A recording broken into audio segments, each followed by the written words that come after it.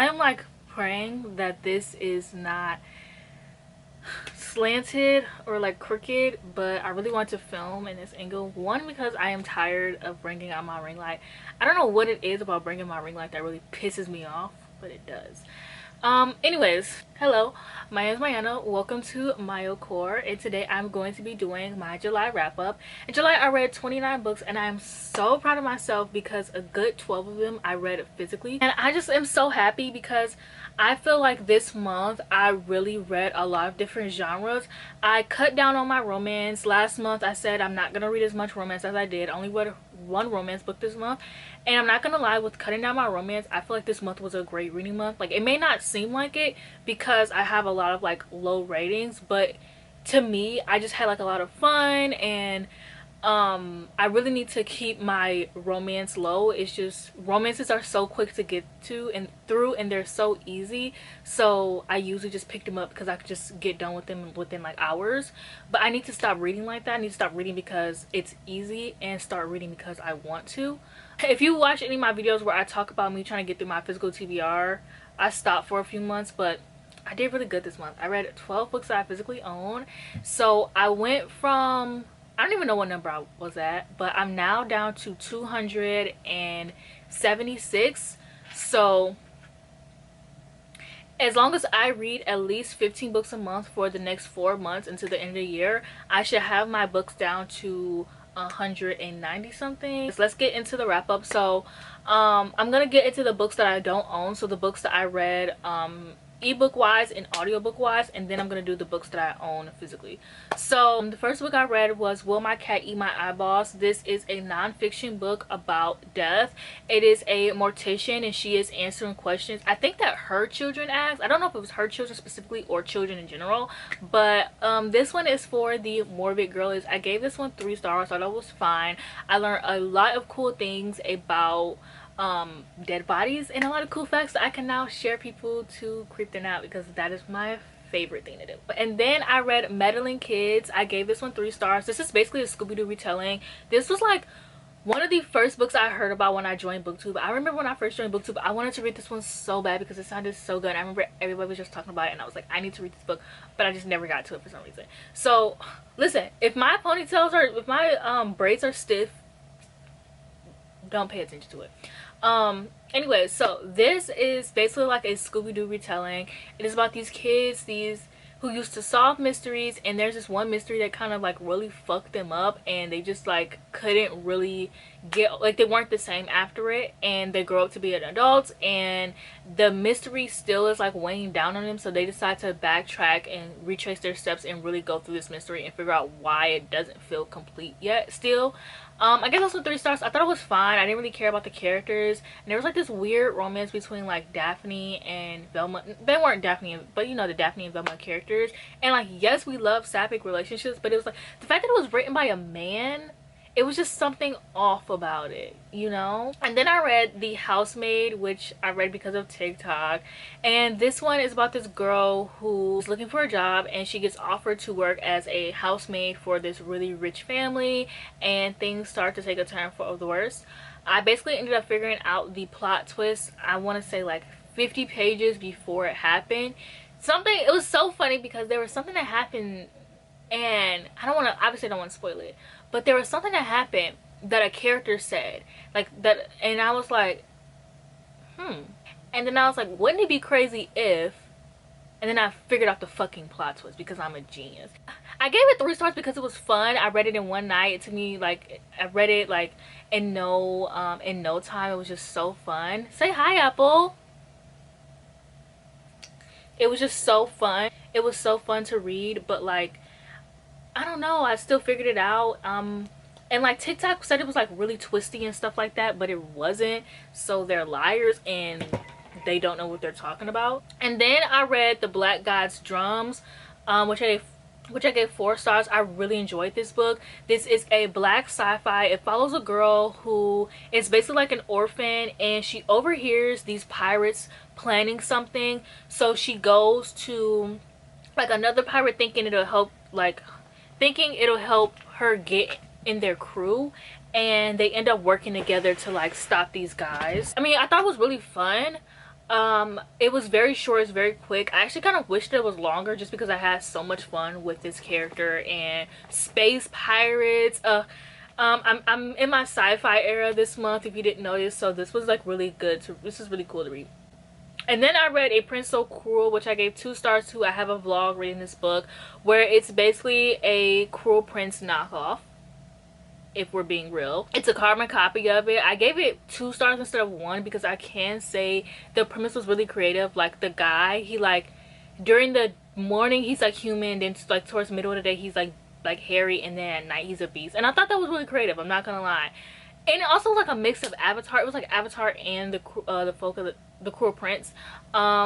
She should be in prison. Her and Jennifer Armentrout need to go to jail. Like, the way that they plagiarize without any repercussions is insane.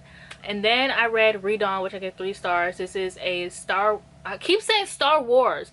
This is a Skyward Flight novella, and I thought it was okay. I personally, like, this didn't follow Spencer. Spencer's my fucking girl. I love her. Like, that's my bitch for real. Like, I don't care about anybody that's not her. Like, I felt, if I'm being real, I don't give a damn. So, I didn't care. Needless to say. Then I read I'm Thinking of Anything. This follows, this is supposed to, I found these recommendations because it was on TikTok for weird books for weird girls. It's about this girl who is thinking of breaking up with her boyfriend, and it's like really weird, and like there's like some things going on, and she's an unreliable narrator. I got the ending, but was it good?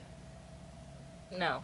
And then I read The Salt That Grows Heavy, and this is, I read this, oh, I gave this 1 star, and I gave the previous book 1 star. The Salt That Grows Heavy was just very boring. I listened to it very quickly. It took me an hour. I was like washing the dishes while I was like listening to the audiobook. It's about like a mermaid and a plague doctor.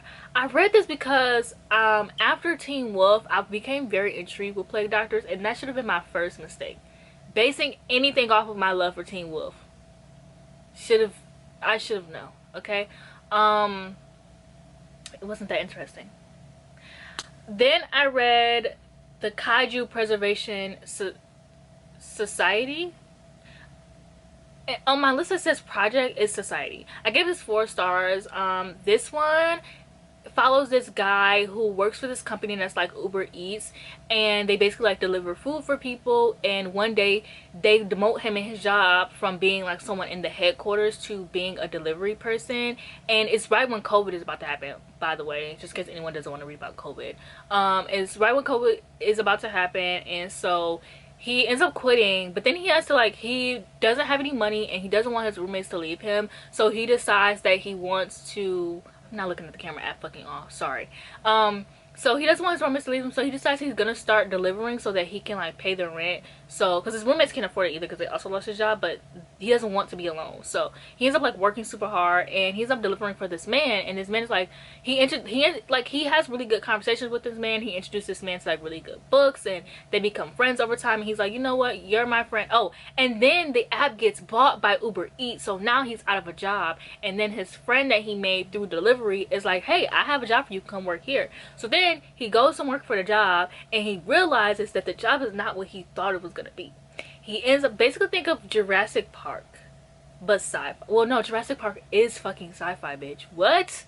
Anyways, and then I read another book by this author because I had so much fun in the Kaiju Preservation Society that I ended up reading his book Red Shirts, which is weird as fuck. Like, if you like weird books, you need to tune into this book. This book was so much fun. It is out there. Like, this book is weird. Like, it's out there. It's basically like Star Trek. If you like Star Trek or Black Mirror, I think you'll like this. It's basically the idea in Star Trek where if you have a red shirt and you are set to go on a mission, you're not coming back.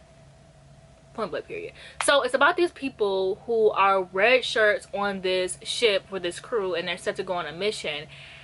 And then it takes a turn. I'm not even gonna say I want to gush about this, but I cannot say because you have to be surprised. I am so surprised. Like, I saw so many reviews because I kept looking up and I wasn't seeing a lot of reviews about it, and like a lot of people weren't saying a lot about it, and I just want to read it because I'm like into my Star Trek era. So I was like, oh, it's cool, they talk about red shirts.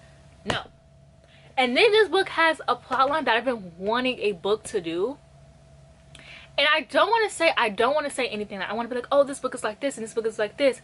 Anything other than it's like Black Mirror and Star Trek is a complete fucking spoiler. Just read it, okay? If you like weird books, if you like a book that's out there, you have to be, I feel like you have to be open-minded to like this. Like, it's not like out there, but like for me at first when I read it, I was like, do I like this? And then, but it was so fucking good and it caught me off guard. Like, I've never been that surprised with reading the book. So you just have to tune in, okay? And then I read Elric of Manyborn and I gave this 3 stars. This is about Elric and his cousin basically trying to take the throne from him, and he has to like fight for his life back, fight for his throne back, and fight for his girl back. And I thought it was okay. I just think that like the characterization in this book was just very boring. It's like this book, the author had a story to tell and like the characters weren't a part of that story, if that makes sense. Like, you ever read a book like that where it's like a lot of thriller books, like a lot of thriller books are about the plot twist or about the story, and like the characters are very flat, they're just to move you from page to page. That's how I felt with this book. Then I read Camp Slaughter, which was my book club book with my best friend Jake, which is just a buddy read. This was his month book pick. I ended up giving it 3 stars. I thought it was fine. It's about these people who go to this camp and they end up running into cannibalists and dying. Like, I thought it was fine. I just started to realize that like, even though I'm a slasher girl, like I love slasher movies, I don't think that slashers translate well into novels. Like, I don't know what it is for me specifically, but like any book that's a slasher in a novel, except for the Final Girl Support Group, which everybody fucking hated. So what does that say about me? I don't know. And now I can get into the books that I read physically. So I read some Fear Street Super Chillers. I've really been missing Fear Street. I was gonna do a Fear Street watch party, but then my power was out for 3 days because I live in Michigan. So my power was out for 3 days, so I couldn't do it. So I was like, you know what, I'm just gonna read the Fear Street books that I own. So I read Bad Moonlight and The Dead Bodyguard. Bad Moonlight is about this girl who's in this band and she's basically like traveling with her band, and things just start getting weird. Like, she has these visions, and one of her, they're not her bandmates, but someone on the crew ends up like dying, and it's just like really weird. And there's a pretty good plot twist in this book. It gave me an idea for a story of my own that I really liked. And then The Dead Lifeguard is about this lifeguard dies, and then the next year his friend decides that they're gonna avenge his death. So you're basically getting a POV from this person being like, I'm gonna kill them all, and then you get like POVs of like the other characters, and it's just really dumb. It was just dumb. I didn't like it. I didn't care. And then I was like, you know what, I own another Fear Street book, so I decided to read Return to Fear Street, You May Now Kill the Bar. I actually read the entire Return to Fear Street trilogy. This was just the only one worth reading.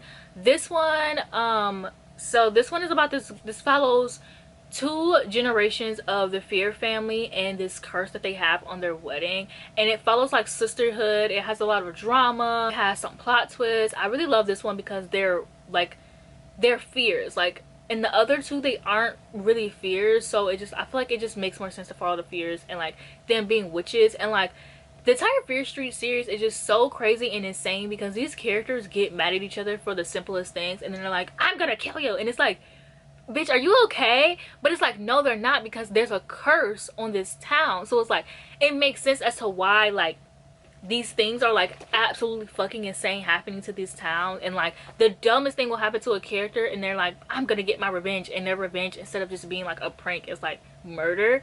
But it makes sense because the town is cursed. And then I read The Wrong Girl, which I gave 2 stars. This one is about this girl who meets these group of people, and they decide that they want to start playing pranks on people, until one day a prank goes too far and she ends up killing someone, and now everyone at her school is starting to think that she's a murderer. And it doesn't help that all her friends are coming up dead.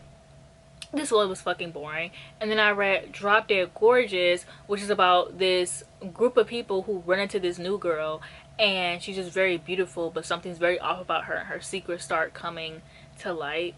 And this was very weird, and that's coming from me. And I gave it 3 stars because I liked it a little bit, but I need him to get into this. Like, if you love the Fear Street movies and you want like a book that kind of like gives the Fear Street vibes, I want to say read this one specifically. You don't read the other 2, just read this one. Okay, and then I read the Lord of the Rings trilogy. Now, didn't I tell y'all last month in my June wrap up, I was like, stay tuned for July because I'm gonna read the rest of it. And guess what I did? I read the rest of it. Because if you know me, you know I am not good at series, bitch. But I read this and I watched the movies. I thought they were fine. I want to give them 3 stars. I like the writing. It's a little complex, so I have to like listen to the audiobook.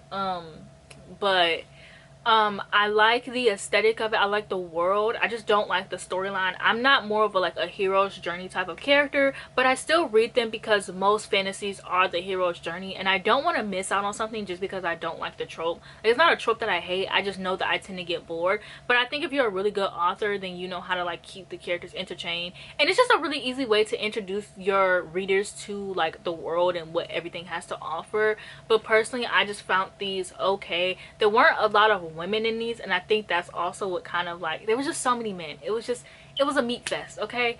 And it was just like at a certain point I'm like, oh, these characters are so cute, I love these characters. I'm like, there's too many goddamn men in this series, okay? But I also watched the movies and I'm obsessed with it. My lock screen is actually Rivendell, which is where the elves live, because I think I'm an elf.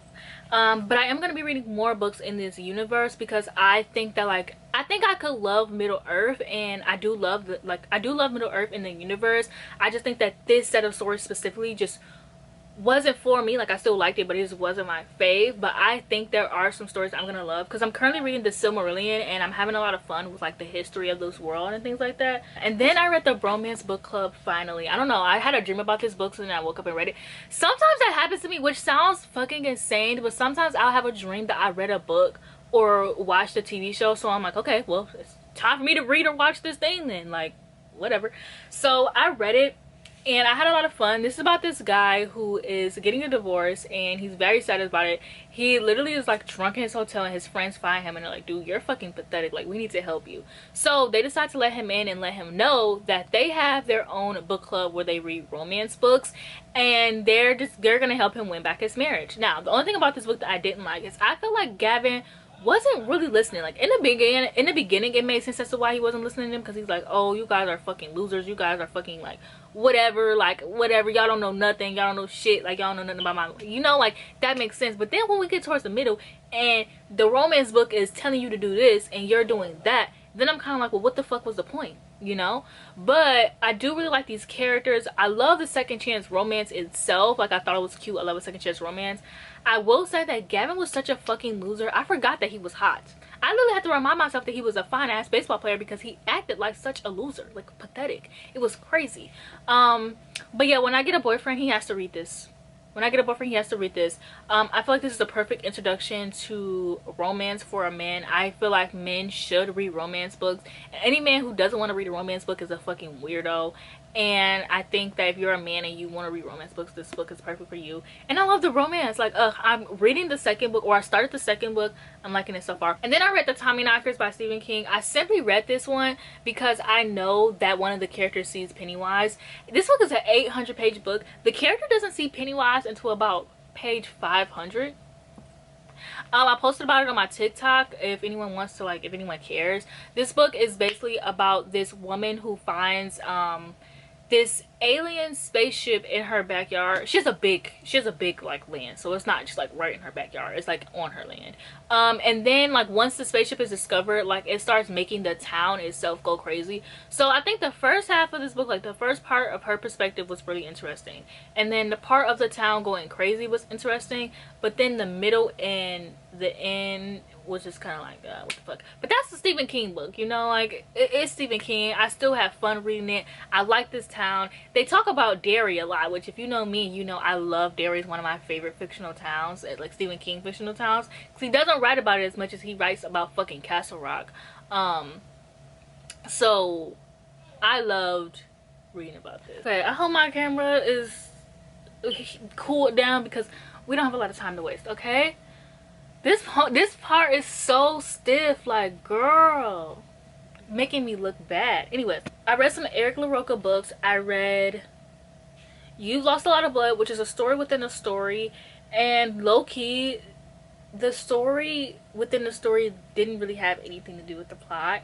Yeah, I thought this was like very boring, and I wanted to love this so bad because I did like think the concept was cool, but all in all, I got bored. I got bored. And then I read We Can Never Leave This Place by Eric LaRocca, which this pisses me off very badly, but whatever. What in the James and the Giant Peach hell was this? I already know I have arachnophobia, so I just need to push through this book because I own it and I need to read the books that I own. So I just put, I knew it had spiders in it. Well, I didn't know when I bought it, but when I started reading it last year, I knew it had a spider in it.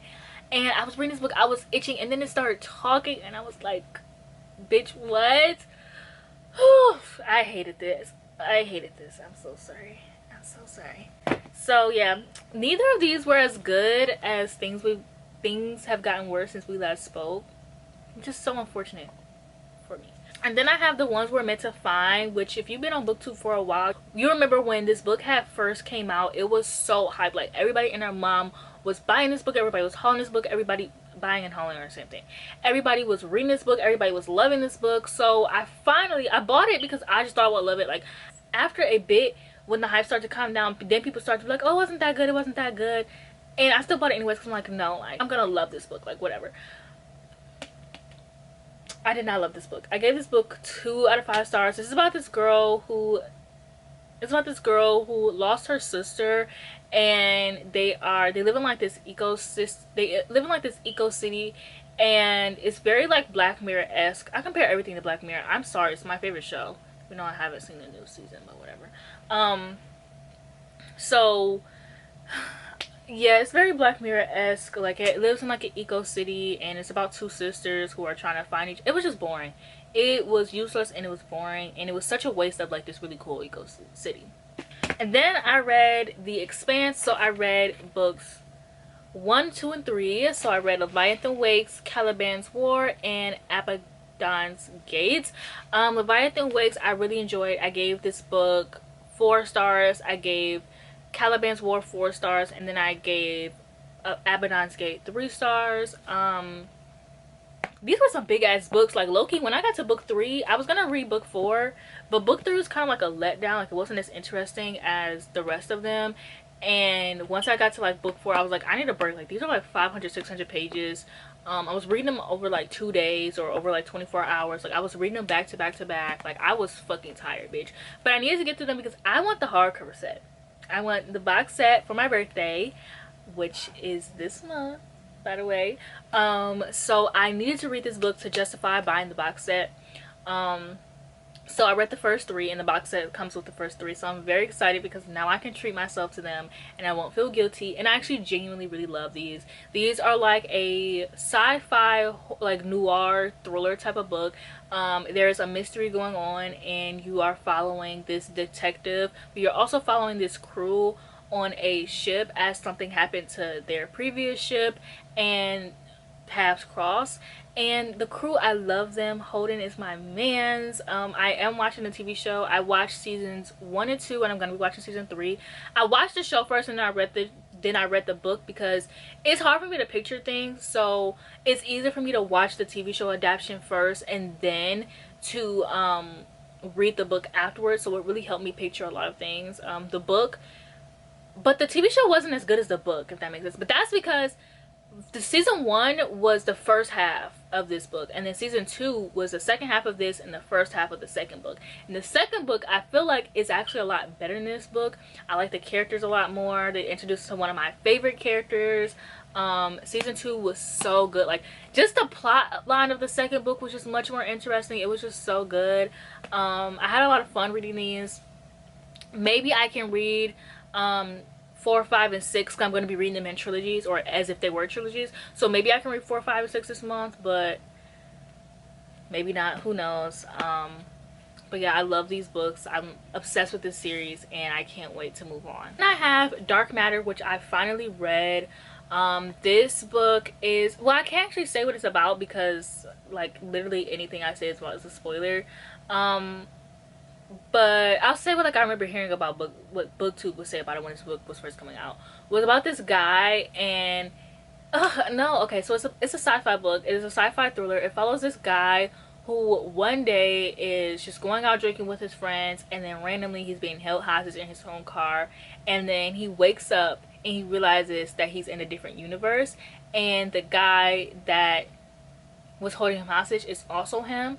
And I'm gonna leave it at that. That's enough for you to know. I'm so sorry, like, even if that was too much, but you know, yeah. So I mean, it's plot twists, like the plot twists in this book. I just feel like this book was really simple, and I really loved that. Like, it had like a script like writing. The writing was like I'm saying, like, very simple. Like the lines in the book, like, now I'm about to read to you like I'm a fucking second grade teacher. He gets up earlier, he drinks, drives faster, reads more. He's like, I love this. Like, it's just so fucking simple. Like, after reading so many hard sci-fi books, like complex sci-fi books, just reading this. Now, I'm not saying it's not complex, because there's a part in here where something happens where like they're trying to like get to like his universe. That, they lost me. They lost me. I was like, I don't know what the fuck is going, like, my brain was short circuiting. Like, it literally could not comprehend what the fuck was going on, but it won me back. But I just feel like it fell a little flat. I feel like the female characters were very much not well written. I'm sorry. After reading the Expanse series with such amazing written women, and then going to this, I was kind of like, okay. But I didn't hate it. I had a lot of fun. I want to read Recursion. I know a lot of people, like, your favorite of Blake Crouch's book is either Recursion or Dark Matter, so I think I might like Recursion a lot more. I have it requested on my Libby, so I'm very excited to get into it. And then lastly, the last book of July that I read, y'all, I gave this book 4 stars. I was not expecting to like this book. Like, when I read this book, I first read this book a few months ago, and I was listening to the audiobook, and I was not feeling it. I did not give a fuck. I did not give a damn, right? And so I pick it up again. I start from the beginning, and I'm like, I have this like this feeling, like, I'm like reading it, I'm like, I'm probably not gonna like it, like, whatever. And the beginning, like, it was so interesting. It's about this girl named Abigail who is married off to live with this man, because it takes place in 1666, which, Fear Street, I'm sorry, but I just was missing Fear Street so much. I needed to get something, okay? So this is it literally takes place in 1666. So she's married off, but her husband is pretty, like, he's pretty decent. Her husband ends up dying tragically, and she's widowed and outcasted by the town. And yeah, and then it's like a revenge story as well. And I just thought this book was so good. Like in the beginning, like, the first chapter was literally the husband's brother literally telling him, like, hey, I know dad gave me both the farms that we, like, so he lives on his own farm, and the brother, like, okay, so her husband's name is Edward and his brother's name is Wallace, because I literally just finished this. So Edward is her husband and Wallace is his brother. Wallace got both of the farms, that, like, his and his brother's. He got both of them in his dad's will. So Wallace was like, hey, I know that you have 1 month left to pay off, but I owe somebody else some money, so I'm going to be giving them your farm. You can still live here, but you're just gonna, like, you're not gonna own it. And they're like, what the fuck? And she keeps, like, trying to be like, oh, that's not fair, because Edward's a little bit of a coward. He's a little bit of a bitch, right? And so she's trying to speak up, and Wallace keeps being like, woman, stay in your place. And it would just make me so frustrated. And, like, any book that makes me feel that type of emotion, I'm like, oh, this is gonna be good. I will say, after that, I kind of, like, it takes, like, I don't know, like, and then she ends up getting introduced to these creatures. Someone on TikTok said it's like The Nightmare Before Christmas. Like, the kids, like, the characters in this book give, like, the vibe of the kids, which is so, it literally does. Like, it literally does. Like, so I love the characters. It's so weird, but y'all know me, I love weird. But I was like, is this too weird for me? I kind of have a crush on Samson.